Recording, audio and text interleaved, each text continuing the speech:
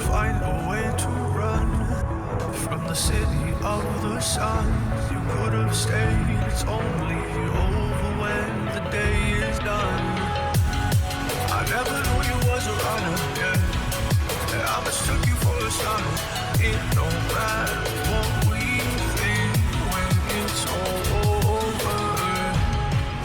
'Cause this is our last chance to leave it all behind.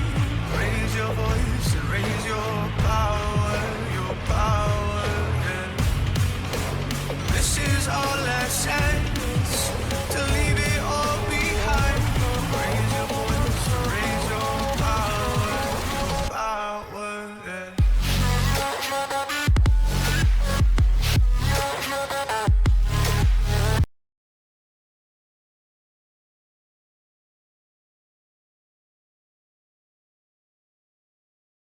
Today is July 16, 2026. It is 4:40 a.m. This is video number 3. Video 1 and 2 are on APU Team Sussex, and this video, part of it will be on this channel, PYTE, and output of Pew service. I'm uploading something on the other one. All right, so the video version without any interruption will be on output of Pew service, and edited the manipulation of the video and reading the tweet will be on PYTE. All right, so oops, not that. Dismiss will be on PYTE. All right, so this is where I'll put it, and I'll read some of the comments and whatnot. All right, so let's go on X. This is the first tweet. Why Birmingham? Because for many wounded, injured, and sick service personnel and veterans, this is where their recovery began. All right, so let's listen. Again, the video without any interruption will be over here on our part of Pew service, and the manipulation, the editing, change music if there are any music in the video will be over here. All right. So Fisher House, it's been a big part of a lot of injured soldiers' lives. It's so world class, the treatment that you get there really puts Birmingham on the map.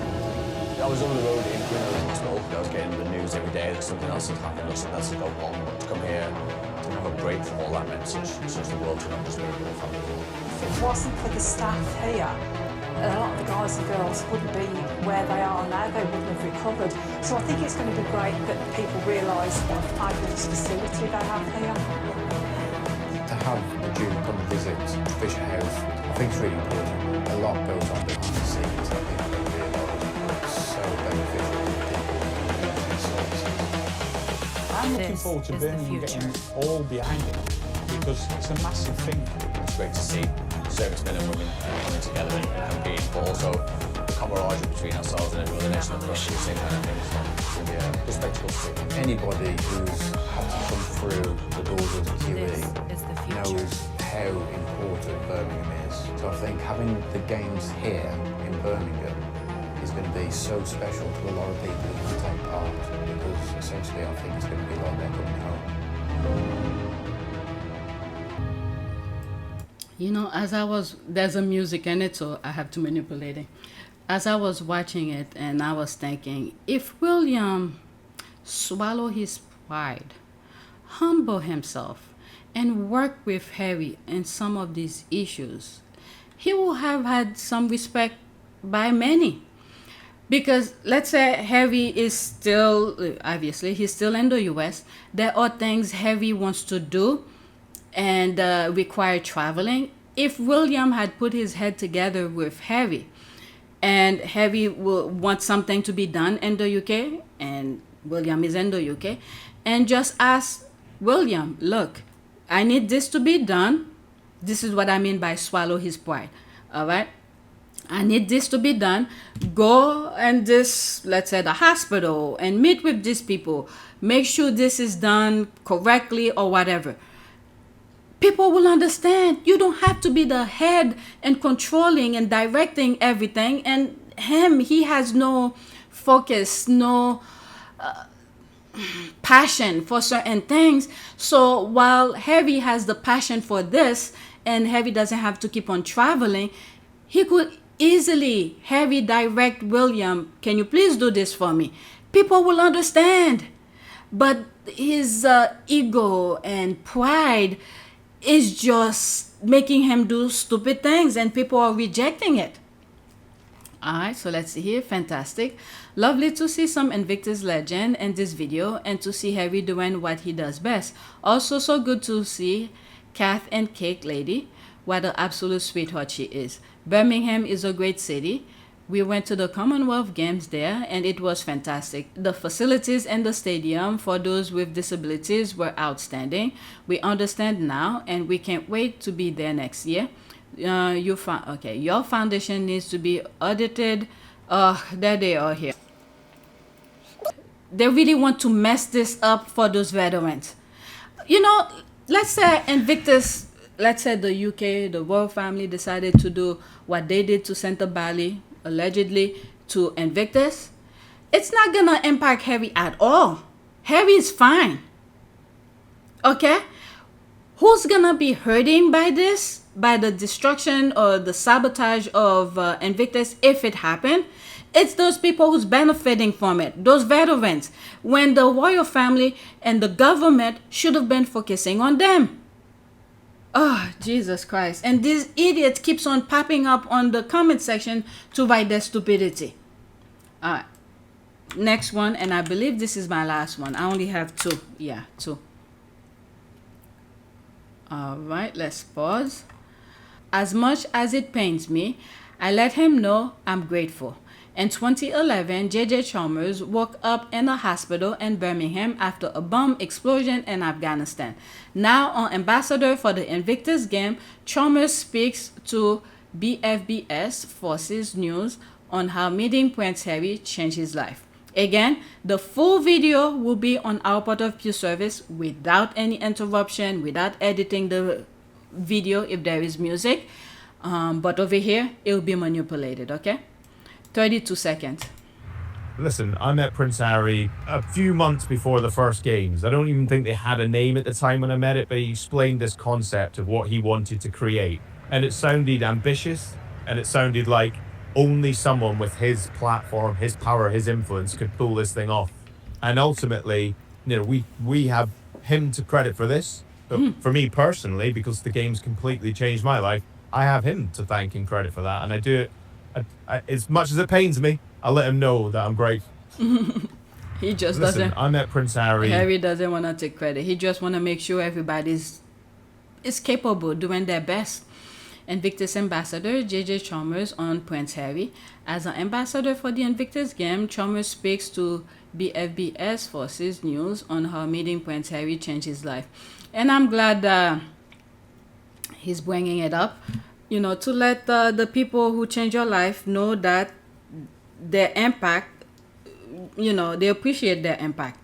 I think I mentioned in one of my videos is that there's someone I'm trying not to say the name and the position and the state. There's a person who have done something. He had held a very high level office in the state that I live in. And he created something that my kids benefited from.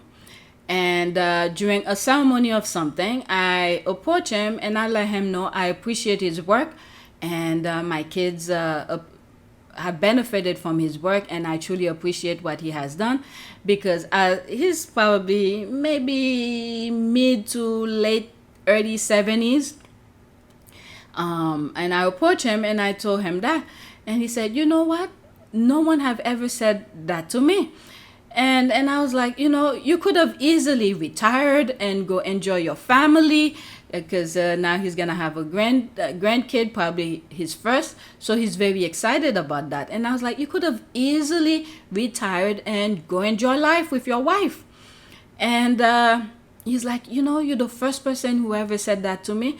And I was like, I'm glad, because I hope more people come up to you and tell you that, because the work that you are doing, I appreciate it. I benefit from it. My kids benefit from it. And yeah, sometimes you need to let them know.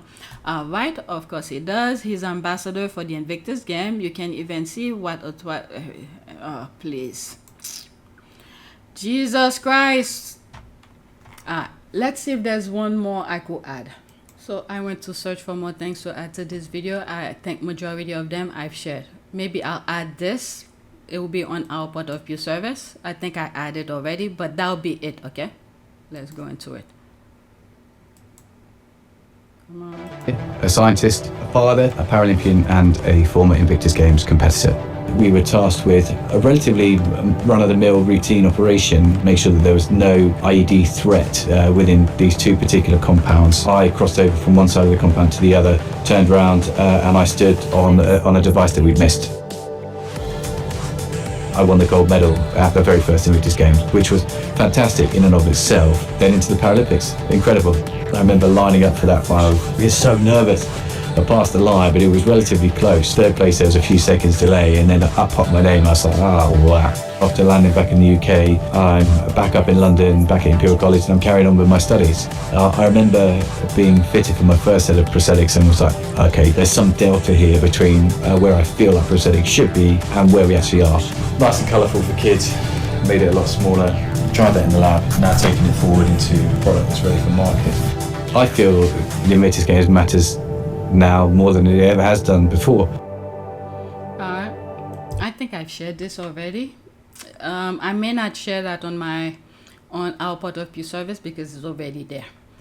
Alright, so let's do a prayer. I put prayer for life. Let's take an image. Let's pick that one.